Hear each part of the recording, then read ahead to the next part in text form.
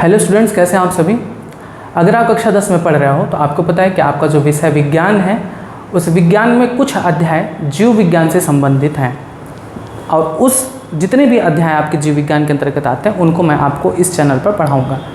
तो पहले तो हम ये देखते हैं कि आपका जो कक्षा 10 है उसके जो विषय है विज्ञान, उसमें कौन कौन से अध्याय जीव विज्ञान के आते हैं। तो विज्ञान में आपके तीनों आते हैं पार्ट। एक आता है आपका रसायन विज्ञान जो कि आपका केमिस्ट्री है, दूसरा आता है आपका जीव विज्ञान जो कि है आपका बायोलॉजी, और तीसरा आता है आपका भौतिक विज्ञान जो कि है आपका फिजिक्स। यहाँ हम बात करेंगे सिर्फ और सिर्फ जीव विज्ञान की, जिनको मैं आपको पढ़ाऊँगा। तो आपको देखते हैं कि कौन कौन से अध्याय हैं जो जीव विज्ञान के अंतर्गत आते हैं। सबसे पहला अध्याय आता है आपका अध्याय 5 जो कि है जीव विज्ञान का। आप NCERT खोल कर देख लीजिए। उसमें आपका पहला जो विज्ञान का जीव विज्ञान का अध्याय है वह है जैव प्रक्रम, लाइफ प्रोसेस। उसके बाद आपका आता है अध्याय 6 जो कि है नियंत्रण एवं समन्वय।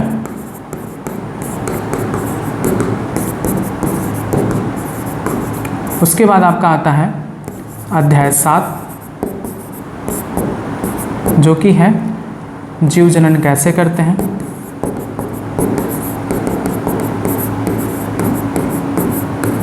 और उसके बाद आता है अध्याय 8 जो कि है आनुवंशिकता। और आता है अध्याय 13 जो कि आखिरी अध्याय है हमारा पर्यावरण। इतने अध्याय आपके जीव विज्ञान से संबंधित हैं जिन्हें आपको यहाँ पर मैं पढ़ाऊँगा।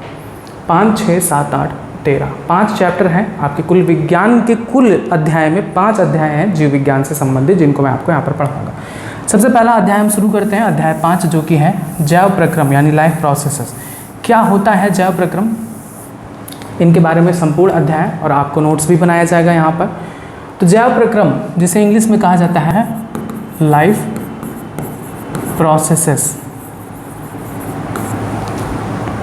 क्या होता है जैव प्रक्रम?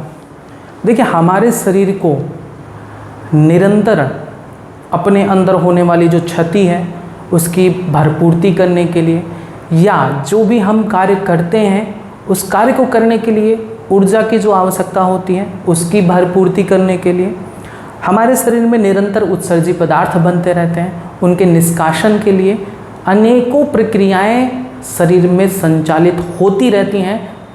तब भी जब हम कोई काम करते हैं और तब भी जब हम कुछ भी नहीं करते हैं, यानी जब हम सो रहे होते हैं या अपने चेयर पर बैठे होते हैं, तब भी हमारे शरीर में अनेकों प्रक्रियाएं होती रहती हैं। किस लिए होती हैं? अनुरक्षण का कार्य करने के लिए, मेंटेनेंस फंक्शन के लिए। हमारी बॉडी में जितने भी पार्ट हैं उनकी मेंटेनेंस के लिए, हमारे बॉडी में जो रिक्वायरमेंट है यानी जो भी ऊर्जा की आवश्यकता है या भोजन की आवश्यकता है या उत्सर्जन की आवश्यकता है उसको करने के लिए हमारे शरीर में विभिन्न प्रकार की प्रक्रियाएं होती रहती हैं। इसी को हम कहते हैं जैव प्रक्रम। जैसे आपको भूख लगी, आपने खाना खाया, तो खाना खाने के बाद क्या हो रहा है ये आपको दिख तो नहीं रहा है लेकिन अंदर अंदर सब कुछ हो रहा है। तो वो प्रक्रियाएं हो रही हैं। आपने खाना खाया, खाने का पाचन हुआ, अवशोषण हुआ, उस खाने से आपको ऊर्जा मिली, आपने ऊर्जा का प्रयोग किया, नहीं किया तो वो ऊर्जा कहाँ गया, उसका कन्वर्जन हो जाता है लिपिड में। उसके बाद आपने जो भी काम किया उसके दौरान उत्सर्जी पदार्थ भी बने, यानी जो भी हम भोजन करते हैं उसमें ऐसा तो है नहीं कि 100% सारी चीज़ें हम यूटिलाइज कर ले जाते हैं। कुछ पदार्थ उत्सर्जी पदार्थ के रूप में बनते हैं जिन्हें शरीर से निष्कासित भी करना पड़ता है। और आपको पता है कि आप मूत्र का विसर्जन करते हो, मल त्याग करते हो सुबह सुबह। तो ये सारी चीज़ें जो होती हैं यही कहलाती हैं जैव प्रक्रम। तो जैव प्रक्रम किस लिए ज़रूरी है? शरीर के अनुरक्षण के लिए, मेंटेनेंस ऑफ बॉडी। तो हम जैव प्रक्रम को क्या कह सकते हैं? जैव प्रक्रम को कह सकते हैं वे सभी प्रक्रम जो सम्मिलित रूप से अनुरक्षण कार्य यानी मेंटेनेंस फंक्शन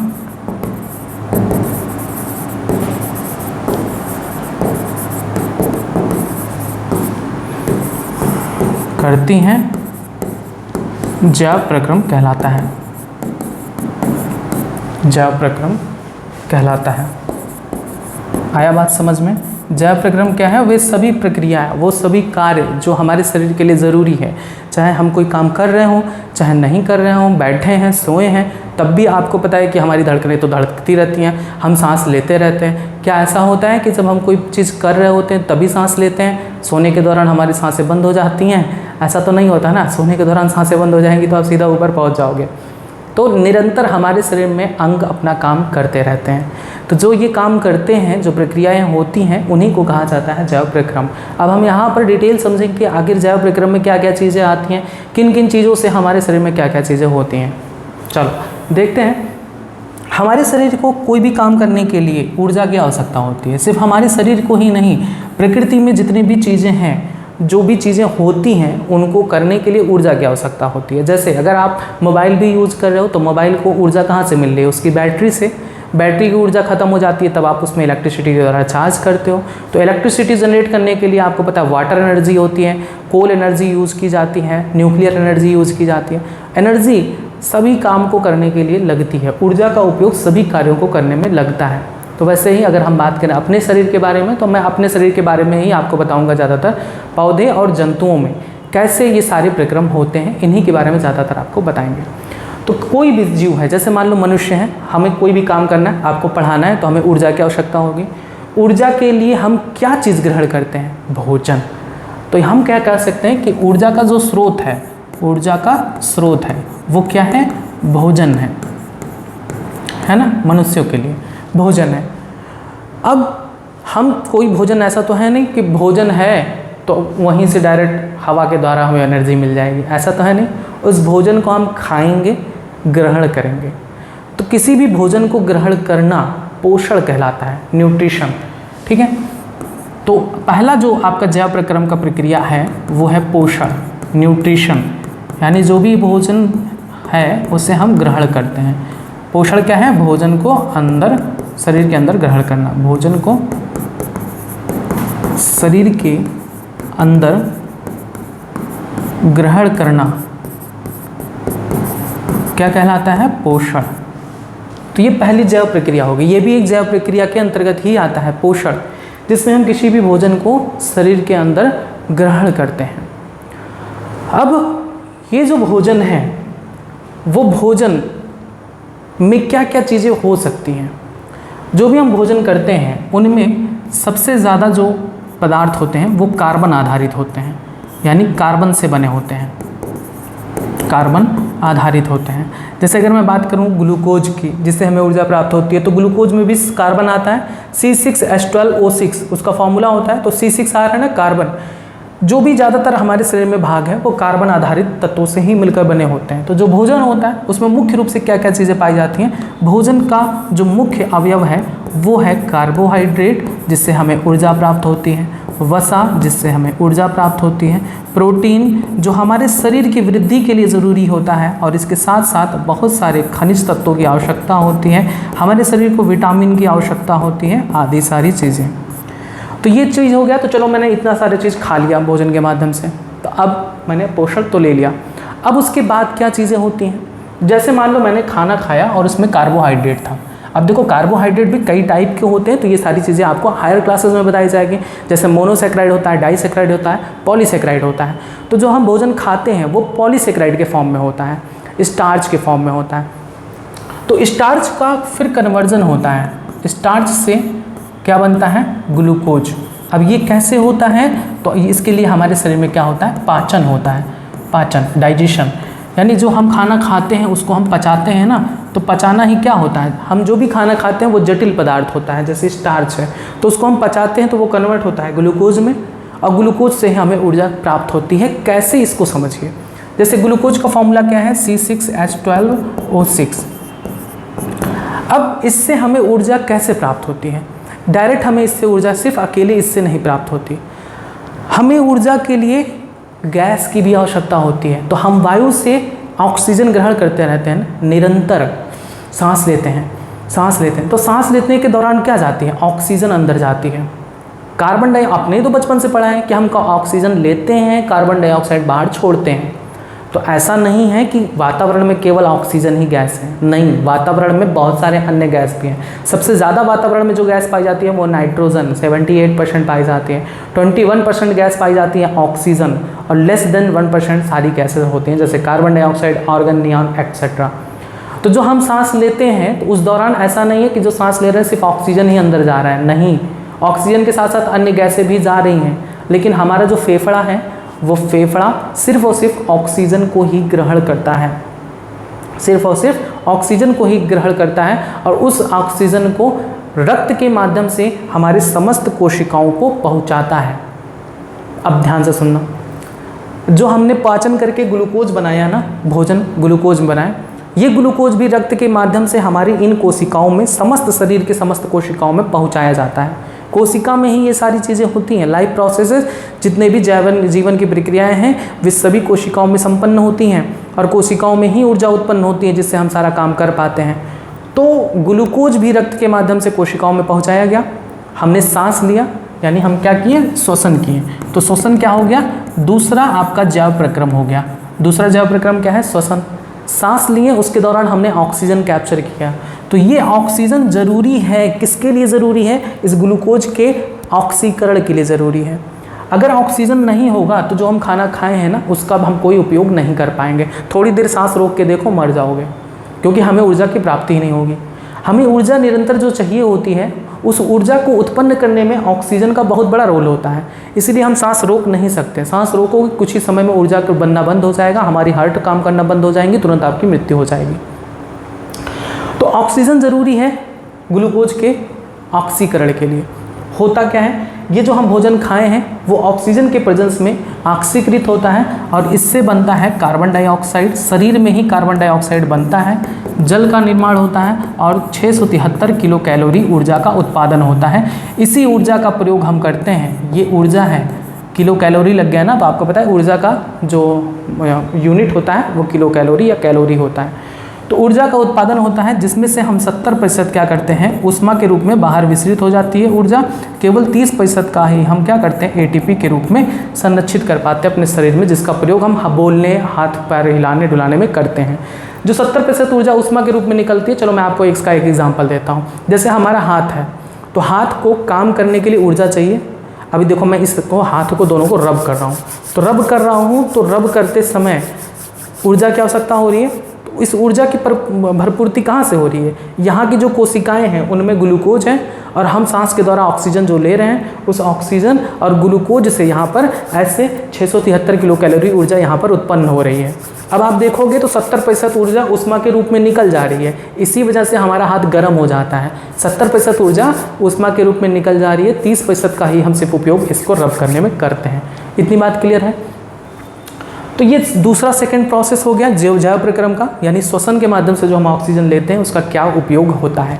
अब देखो तीसरा प्रक्रिया, हमारे शरीर में ग्लूकोज के ऑक्सीकरण के दौरान कार्बन डाइऑक्साइड बनता है। इस कार्बन डाइऑक्साइड का हमारे शरीर में कोई भी उपयोग नहीं है। हमारे शरीर में कार्बन डाइऑक्साइड का 1% भी कोई उपयोग नहीं है। तो इस कार्बन डाइऑक्साइड को शरीर से बाहर भी निकलना है। तो इसको बाहर निकालने के लिए जो प्रक्रिया होती है उसे कहते हैं उत्सर्जन, एक्सक्रीशन। यह आपका थर्ड लाइफ प्रोसेस हो गया, जैव प्रक्रम हो गया। तीसरा जैव प्रक्रम हो गया उत्सर्जन। आया समझ में? तो इस तरह से देखो, हमें ऊर्जा प्राप्त करना था। इस ऊर्जा प्राप्त करने में देखो 3 प्रक्रियाएं आपको दिखाई दी। एक तो मैंने भोजन ग्रहण किया, यानी वो आपका पोषण हो गया। दूसरा फिर हमने ऑक्सीजन लिया, श्वसन हो गया। अब उसके बाद जो उत्सर्जित पदार्थ बना उसको निष्कासन जरूरी है, तो उत्सर्जन हो गया। ऐसे ही सारी प्रक्रियाएं हमारे शरीर में, पौधों के शरीर में, जो सूक्ष्म जीव हैं, अमीबा, पैरामीशियम, यूग्लिना, इन सभी के शरीर में ये सारी जैव प्रक्रियाएं होती रहती हैं। और ये जो जैव प्रक्रियाएं हैं, जितनी आसानी से मैंने आपको यहाँ पर बता दिया, उतनी आसानी से नहीं होती हैं।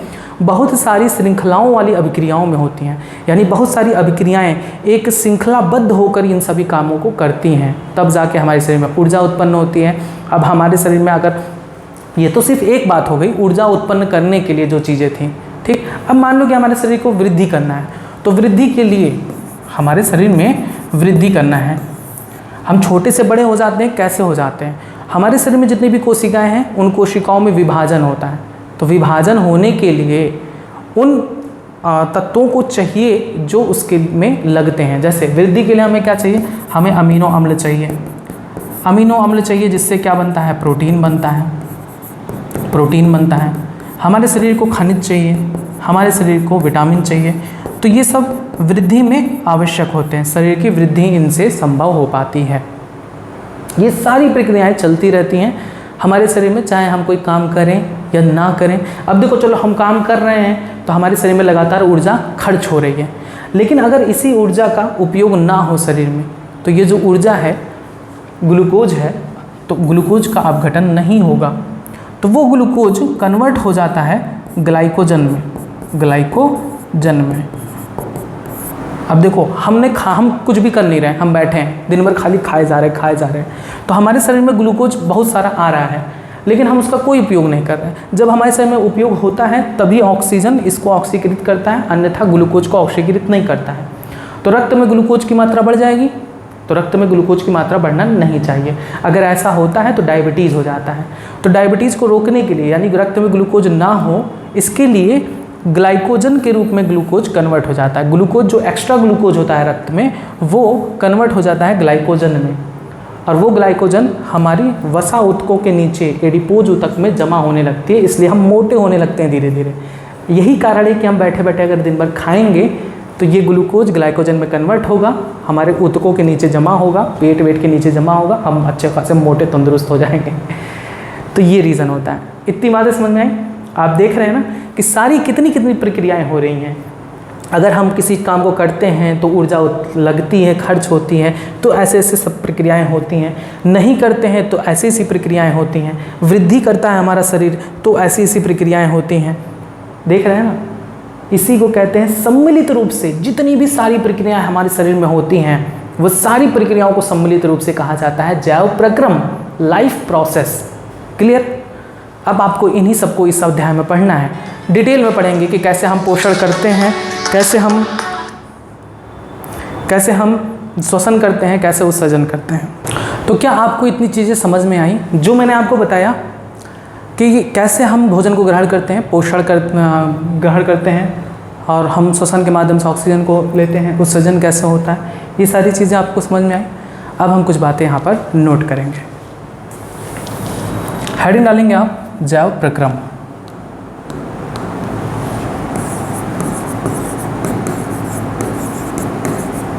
और इसमें लिखेंगे कि जीवों का अनुरक्षण कार्य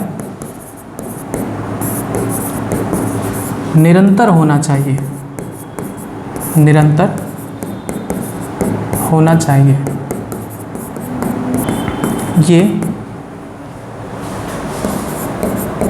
उस समय भी होता रहता है जब वे कोई विशेष कार्य नहीं कर रहे होते, विशेष कार्य नहीं कर रहे होते। जब हम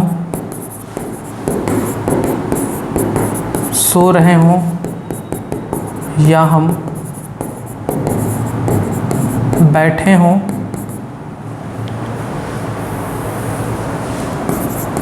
उस समय भी अनुरक्षण कार्य होता रहता है, होता रहना चाहिए। अर्थात हम जैव प्रक्रम की परिभाषा क्या दे सकते हैं? तो परिभाषा क्या होगी? वे सभी प्रक्रम जो अनुरक्षण यानी मेंटेनेंस का कार्य करते हैं, मेंटेनेंस का कार्य करते हैं, जैव प्रक्रम कहलाता है, जैव प्रक्रम कहलाता है। अगली लाइन से लिखेंगे, क्योंकि क्षति एवं टूट फूट को रोकने के लिए अनुरक्षण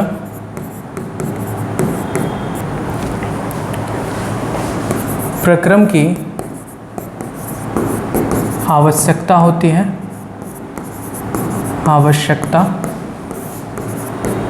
है, अतः इसके लिए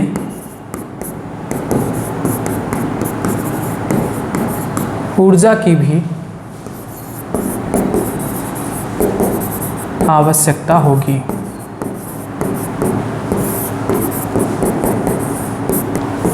यह ऊर्जा एकल जीव शरीर के बाहर से आती है, यानी जो हम भोजन बाहर से ग्रहण करते हैं। इसलिए ऊर्जा स्रोत का बाहर से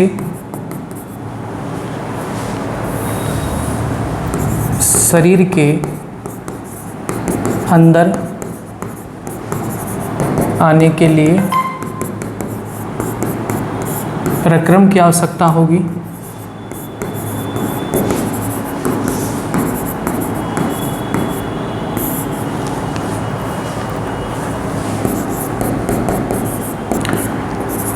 इस ऊर्जा के स्रोत को हम भोजन कहते हैं तथा भोजन को शरीर के भीतर ग्रहण करने की प्रक्रिया को पोषण कहते हैं। पोषण यानी न्यूट्रिशन।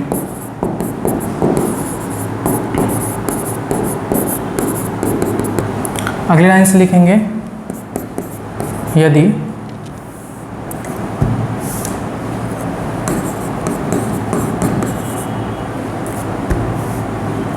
जीव की शारीरिक वृद्धि भी होती है, शारीरिक वृद्धि भी होती है, तो उसके लिए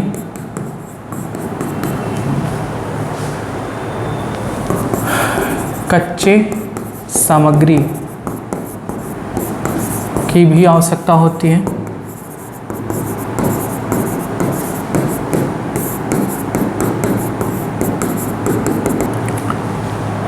लिखेंगे, क्योंकि पृथ्वी पर जीवन कार्बन आधारित तत्वों पर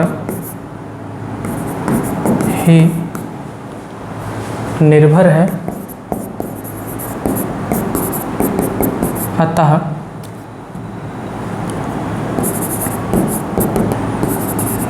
अधिकांश खाद्य पदार्थ भी कार्बन आधारित हैं। तो मैंने आपको ये शुरू में बताया था कि जो खाद्य पदार्थ है वो अधिकांशतः क्या है, कार्बन आधारित होते हैं। फिर आगे लिखेंगे, इन कार्बन स्रोतों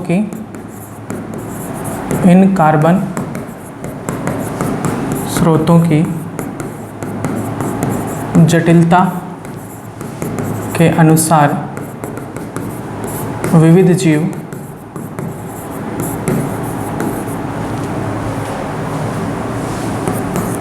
भिन्न प्रकार के प्रक्रम को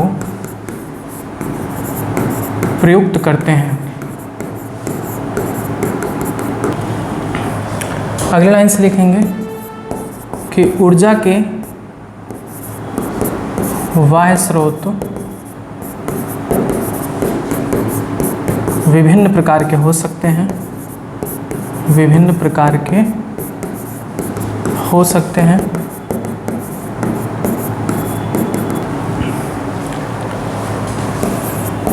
शरीर के अंदर इन पदार्थों के विघटन या निर्माण की आवश्यकता हो सकती है,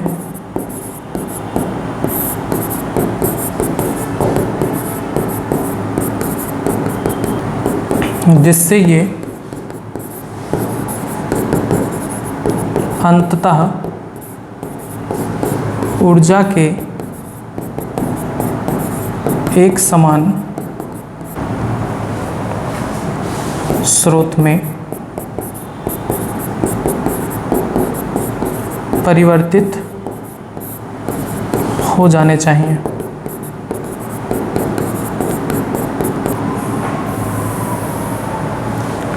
यह विभिन्न आणविक गतियों के लिए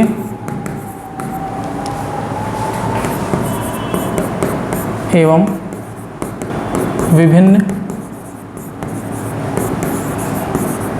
जीव शरीर के अनुरक्षण तथा शरीर की वृद्धि के लिए विभिन्न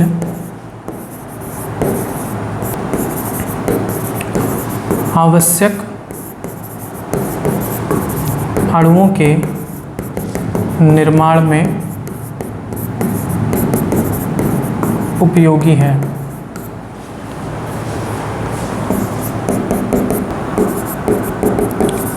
इसके लिए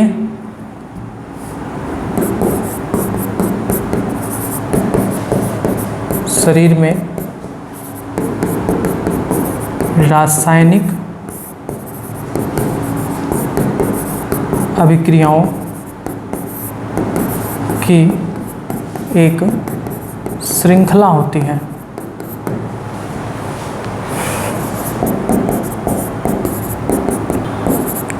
उपचयन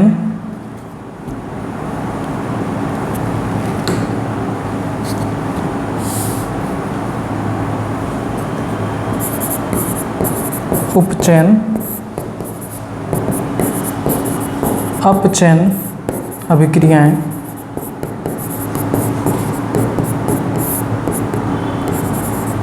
अणुओं के विघटन के लिए कुछ सामान्य युक्तियां हैं। इसके लिए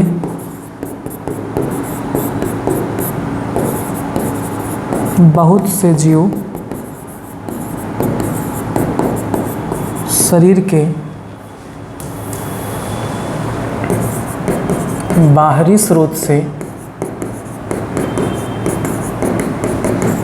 ऑक्सीजन प्रयुक्त करते हैं। अगली लाइन से लिखेंगे कि शरीर के बाहर से ऑक्सीजन ग्रहण करना, शरीर के बाहर से ऑक्सीजन ग्रहण करना तथा कोशिकीय आवश्यकता के अनुसार खाद्य स्रोत के विघटन में उसका उपयोग करना श्वसन कहलाता है।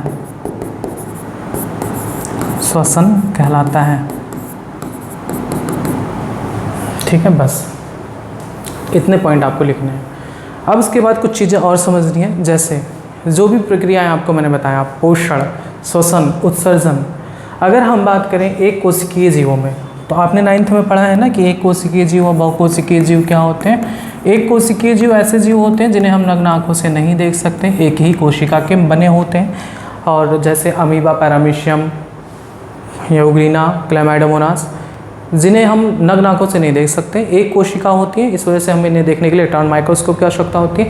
एक कोशिकीय जीव ऐसे जीव होते हैं जिनमें शरीर की समस्त प्रक्रियाएं, पोषण, श्वसन, उत्सर्जन, ये सारी की सारी एक ही कोशिका में संपन्न हो जाती हैं। जैसे मैं बात करूं अमीबा की, तो अमीबा एक कोशिकीय जीव है जिसमें कोई भी प्रक्रिया जो भी होगी, पोषण और श्वसन, उत्सर्जन, ये सारी की सारी एक ही कोशिका में संपन्न होती है। अब चूंकि बात ये आती है ना कि ये एक कोशिकीय जीव है और इसी एक ही कोशिका में सारी प्रक्रियाएं होती हैं, पोषण भी, श्वसन भी, उत्सर्जन भी, तो इनमें चूंकि ये पूरी तरीके से पूरी कोशिका बाह्य वातावरण के संपर्क में होती है। ये कोशिका है, इसके बाहर का क्या है, बाह्य वातावरण है। जैसे हम लोग का शरीर का अंदर का पार्ट है, ठीक, अंदर का पार्ट है, और ये जो चारों तरफ है ये बाह्य वातावरण है। तो बाह्य वातावरण से हम क्या लेते हैं, ऑक्सीजन, सांस के माध्यम से लेते हैं। तो वैसे ही अमीबा बाह्य वातावरण से सब कुछ ग्रहण करता है, भोजन भी ग्रहण करेगा। मान लो यहाँ पर भोजन रखा है तो इस भोजन को बाह्य वातावरण से ग्रहण करेगा। ऑक्सीजन है तो इसको भी सीधे ग्रहण करेगा। कार्बन डाइऑक्साइड बनना है तो सीधे वातावरण को छोड़ देता है। इस बात को ध्यान से समझना। एक कोशिकीय जितने भी जीव हैं, चूंकि इनका पूरा का पूरा कोशिका शरीर बाह्य वातावरण के संपर्क में होता है, इसलिए पूरा का पूरा कोशिका कहीं से भी अपने भोजन को ग्रहण कर सकता है, कहीं से भी ऑक्सीजन को अवशोषित कर सकता है, या अपने उत्सर्जित पदार्थ CO2 को बाहर भेज भी सकता है बाह्य वातावरण में, एक ही कोशिका में। लेकिन बात जब आती है बहुकोशिकीय जीवों की, बहुकोशिकीय जीवों में, तो बहुकोशिकीय जीव क्या होते हैं, ऐसे जीव जिनका शरीर एक से अधिक बहुत सारी कोशिकाओं से मिलकर बना होता है। जैसे हम लोगों का शरीर असंख्य कोशिकाओं से मिलकर बना है। तो देखो यहाँ की कोशिकाएं तो चलो बाह्य वातावरण के संपर्क हैं, लेकिन अंदरूनी जो कोशिकाएं हैं, वे कोशिकाएं जो शरीर के अंदर हैं, वे तो बाह्य वातावरण के संपर्क में नहीं ना हैं। तो आखिर उनको भोजन कैसे मिलेगा? ऐसा तो नहीं कि ऐसे हवा के माध्यम से कोई भोजन चला जा रहा है पेट के अंदर, नहीं ना, हम भोजन को खाते हैं। तो बहुकोशिकीय जीवों में पोषण के लिए, श्वसन के लिए या उत्सर्जन के लिए, इन सभी कार्यों को करने के लिए क्या पाए जाते हैं, विशिष्ट अंग होते हैं, विशिष्ट अंग पाए जाते हैं। जैसे हृदय, फेफड़ा, यकृत, किडनी, अमाशय, अग्न्याशय, लार ग्रंथि, ये सारे विभिन्न अंग पाए जाते हैं जो अलग अलग कार्यों को करते हैं। लेकिन एक कोशिकीय जीवों में ऐसे कोई अंग नहीं पाए जाते हैं। इनका पूरा का पूरा जो कोशिका है वो बाह्य वातावरण के डायरेक्ट संपर्क में होता है, इसलिए वे वहाँ बाह्य वातावरण से सब कुछ ग्रहण कर सकते हैं या उत्सर्जन को कर सकते हैं। तो ये कॉम्प्लेक्सिटी होती है बहुकोशिकीय जीवों में। तो अगली लाइन से आप लिखेंगे कि एक कोशिकीय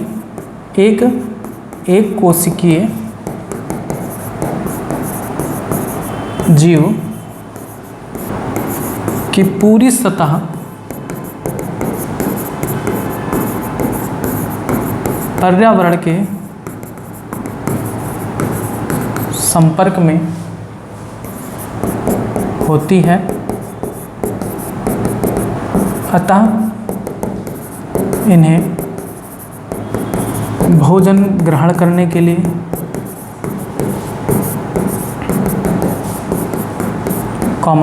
गैसों के आदान प्रदान के लिए, गैसों के आदान प्रदान के लिए, या उत्सर्जित पदार्थों के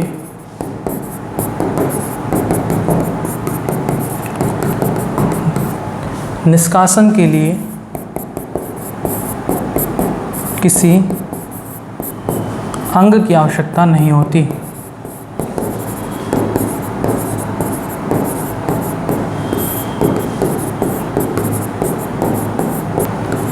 लेकिन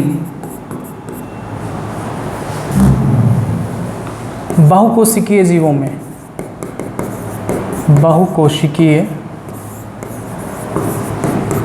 जीवों में सभी कोशिकाएं अपनी आसपास के वातावरण के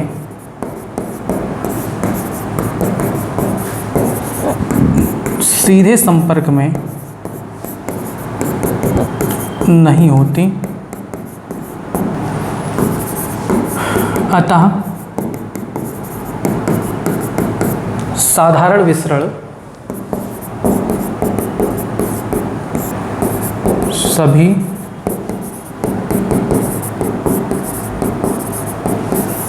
कोशिकाओं की आवश्यकताओं की पूर्ति नहीं कर सकता। ठीक, चूंकि बहुकोशिकीय जीवों में सभी कोशिकाएं अपने आसपास के वातावरण के सीधे संपर्क में नहीं होती, इस वजह से जो विसरण की प्रक्रिया है वो कोशिकाओं की आवश्यकताओं की पूर्ति नहीं कर सकता। विसरण क्या होता है, आपने 9th में पढ़ा है। विसरण क्या होता है, अणुओं का अपने उच्च सांद्रता से कम सांद्रता की तरफ जाना। जैसे यहाँ पर अगर आप देख रहे हो अमीबा के केस में, तो अमीबा में जब ऑक्सीजन कम होता है और बाहर देखें तो ऑक्सीजन अधिक होता है, और इसी की वजह से अधिक ऑक्सीजन से अधिक से कम की तरफ अपने आप चला जाता है विसरण के माध्यम से। तो ये प्रक्रिया बहुकोशिकीय जीवों में नहीं हो पाती, क्योंकि बहुकोशिकीय जीवों का सभी जो कोशिकाएं होती हैं वो अपने पर्यावरण के सीधे संपर्क में नहीं होती। तो क्या लिखेंगे, अतः बहुकोशिकीय जीवों में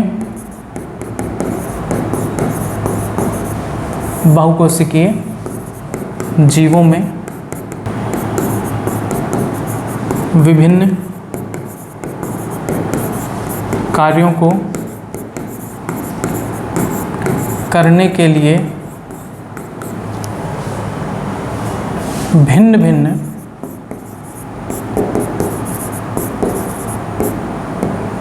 अंग विशिष्टीकृत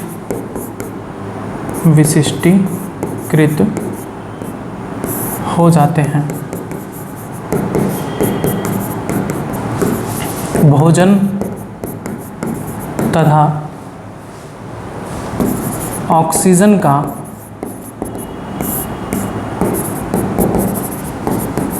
अंतर्ग्रहण भी विशिष्ट ऊतकों का कार्य है, परंतु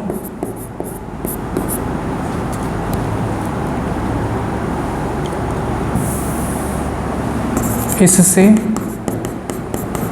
एक समस्या पैदा हो जाती है।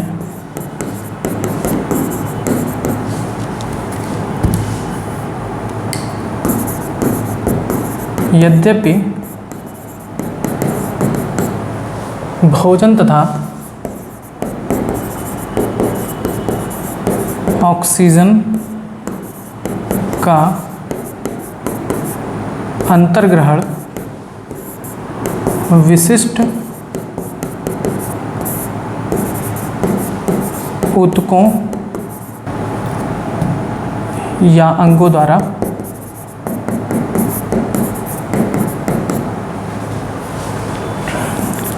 ही होता है, परंतु शरीर के सभी भागों को इनकी आवश्यकता होती है। इस स्थिति में भोजन व ऑक्सीजन को एक स्थान से दूसरे स्थान तक ले जाने के लिए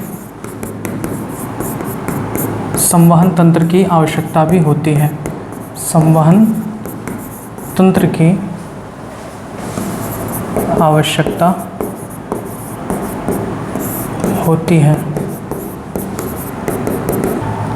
यानी जितने भी भोजन हैं जो हम ग्रहण करते हैं, ऑक्सीजन जो हम सांस के द्वारा ग्रहण करते हैं, उनका सभी जीवों के सभी कोशिकाओं तक पहुंचने के लिए संवहन तंत्र की आवश्यकता होती है। हमारे शरीर में संवहन तंत्र का काम कौन करता है? ब्लड, रक्त करती है। तो रक्त भोजन को, ऑक्सीजन को सभी कोशिकाओं तक पहुंचाने का काम करती हैं। नेक्स्ट लाइन से लिखेंगे, जब रासायनिक अभिक्रियाओं में कार्बन स्रोत तथा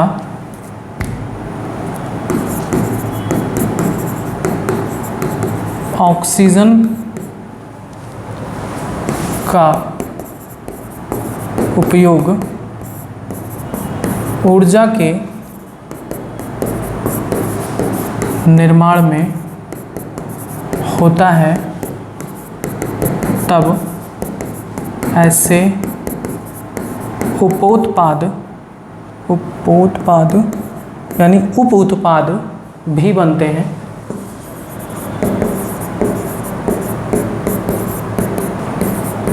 जो शरीर की कोशिकाओं के लिए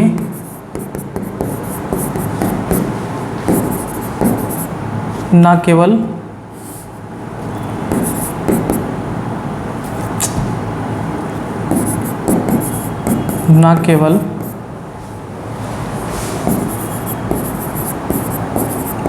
अनुपयोगी हैं बल्कि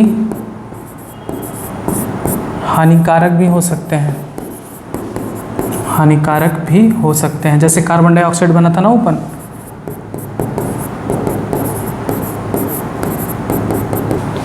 इन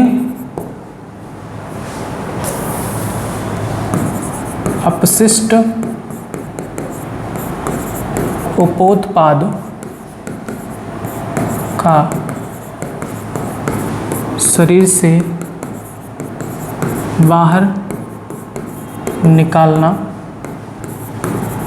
आवश्यक होता है।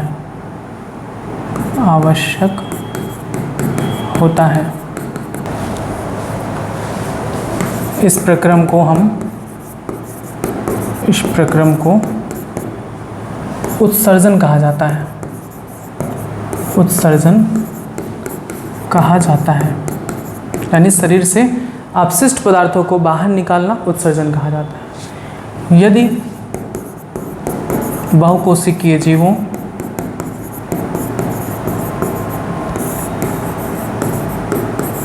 ऐसे लिखेंगे, यदि नहीं लिखेंगे बहुकोशिकीय जीवों में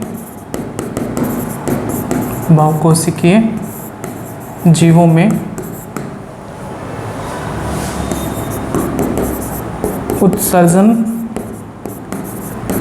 के लिए भी विशिष्ट ऊतक होते हैं। बस इतनी बातें आपने जानी कि श्वसन क्या होता है, उत्सर्जन क्या होता है और पाचन क्या होता है। अब आइए आपके नोट्स पर आते हैं। ये कक्षा 10 का नोट्स है। जो चीज़ें आपको लिखवाई गई हैं वही सारी चीज़ें यहाँ पर लिखाई मिल जाएंगे। अगर आपको चाहिए तो हमारे एप्लीकेशन पर मिल जाएगा, बताया जाएगा कब मिलेगा। अब इसमें आपके एनसीईआरटी में क्वेश्चन पूछा गया है। क्वेश्चन है कि हमारे जैसे बहुकोशिकीय जीवों में ऑक्सीजन की आवश्यकता पूरी करने में विसरण क्यों अपर्याप्त है। तो आपने क्लास 9th में पढ़ा है कि कोई भी जीव है या कोई कोशिका है वो गैसों का आदान प्रदान कैसे करती है। यानी ऑक्सीजन इधर अगर अधिक है और इधर ऑक्सीजन कम है, यानी ये कोशिका है, तो कोशिका में ऑक्सीजन कैसे जाता है। कोशिका में ऑक्सीजन कैसे जाता है? विसरण के द्वारा। यानी विसरण क्या होता है? विसरण एक ऐसी प्रक्रिया होती है जिसमें कोई भी अणु अपने अधिक सांद्रता से कम सांद्रता की तरफ स्वतः ही जाता है। जैसे एक एग्जांपल कि हम यहाँ पर खड़े हैं और वहाँ पर अगर मैं अगरबत्ती जलाता हूँ तो अगरबत्ती के पास जो धुआं निकलेगा उसमें गैस के अणु की सांद्रता ज़्यादा होगी, यहाँ पर उस गैस के अणु की सांद्रता कम है, तो वो अधिक से कम की तरफ आता है। इसीलिए हम यहाँ खड़े हैं, अगरबत्ती वहाँ जलती है तब भी हमें महक आ जाती है। क्यों? क्योंकि गैस के अणु हो चाहे द्रव चाहे ठोस के अणु अपनी अधिक सांद्रता से कम सांद्रता की तरफ जाने का प्रयास करती हैं। इसे हम कहते हैं विसरण। तो कोशिका में अगर ऑक्सीजन कम है तो खुद ब खुद बाहर से अधिक जहाँ पर सांद्रता होगी वहाँ से वो अंदर चली जाती है। इसे हम कहते हैं विसरण। तो कह रहे हैं कि बहुकोशिकीय जीवों में ऑक्सीजन की आवश्यकता पूरी करने में विसरण क्यों अपर्याप्त है? पहली बात तो ये कि जो बहुकोशिकीय जीव होते हैं, बहुकोशिकीय जीव, उनका शरीर बहुत सारे कोशिकाओं से मिलकर बना होता है, तो सारी कोशिकाएं वातावरण के सीधे संपर्क में नहीं होती, इसलिए विसरण अपर्याप्त है ऑक्सीजन की पूर्ति करने के लिए। यानी जो इंटरनल ऑर्गन है उसको ऑक्सीजन कैसे मिलेगा जबकि वो वातावरण के संपर्क में ही नहीं है। चलो इनको अगर मान लो इनको अगर चाहिए ऑक्सीजन तो हो सकता है डायरेक्ट मिल जा रहा हो, लेकिन ऐसा होता नहीं है। लेकिन वो मैं आपको बात कह रहा हूँ कि हो सकता है अगर इनको मिल जाए बाहर से, क्योंकि ये बाहर के संपर्क में है। अंदरूनी अंगों का क्या? तो पहली बात तो ये कि सभी कोशिकाएं अपने आसपास के पर्यावरण के सीधे संपर्क में नहीं होती बहुकोशिकीय जीव में। अब एक कोशिकीय जीव है तो एक कोशिका ही होती है, तो वो अपने वातावरण के संपर्क में होती है, तो उसमें विसरण के माध्यम से ऑक्सीजन या कार्बन डाइऑक्साइड का आदान प्रदान हो जाता है। दूसरी प्रक्रिया ये होती है कि जो विसरण है वो एक धीमी प्रक्रिया है। जिस तेज़ी से हमें ऑक्सीजन की रिक्वायरमेंट होती है किसी भी काम को करने के लिए, वो ऑक्सीजन मिल नहीं पाता विसरण के माध्यम से। अब जैसे अगर आपको खूब तेज़ से दौड़ना है तो आपकी सांसें बढ़ जाती है ना, खूब तेज़ बढ़ जाती है। सांसें क्यों बढ़ जाती हैं? क्योंकि आप जब दौड़ते हो तो उस दौड़ने के लिए जितनी आपको ऊर्जा की आवश्यकता होती है उस ऊर्जा की पूर्ति के लिए वो ऑक्सीजन भी चाहिए उतना ही तेज़ी से। तो ऑक्सीजन जल्दी जल्दी हम खींचते हैं, सांस तेज़ हो जाती है, जिससे हमें ऊर्जा अधिक मात्रा में उत्पन्न होने लगती है। तो विसरण इतनी तेज़ी से ऑक्सीजन की पूर्ति नहीं कर पाता। तो ये भी एक कारण है कि बहुकोशिकीय जीवों में ऑक्सीजन की आवश्यकता पूरी करने में विसरण क्यों अपर्याप्त है।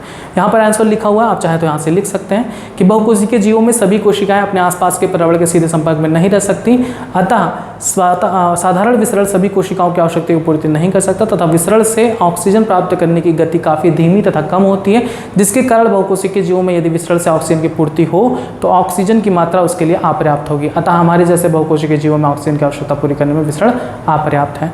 दूसरा क्वेश्चन आपसे पूछा गया है कि कोई वस्तु सजीव है, इसका निर्धारण करने के लिए हम किस मापदंड का उपयोग करेंगे?